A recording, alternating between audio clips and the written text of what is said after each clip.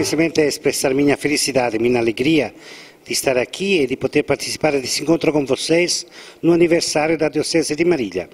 O Bispo escolheu esta programação que me parece muito ótima, muito boa, porque permite encontrar as várias regiões. São 3, hoje estamos aqui.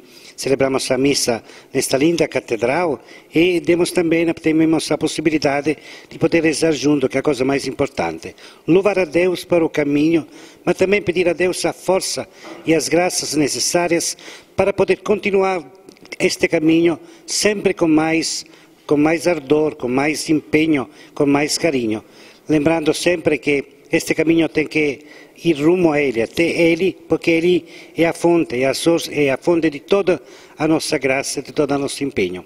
Então estou aqui para parabenizar todos vocês, para dizer que vou acompanhar esta caminhada com vocês, junto ao Pai, e para dizer também que o Santo Padre, o Papa Francisco, está encorajando a que seja sempre mais testemunho do amor de Deus, do carinho de Deus para com a humanidade e, sobretudo, também testemunho da misericórdia que Deus tem para conosco e que cada um de nós tem para ter com os outros também.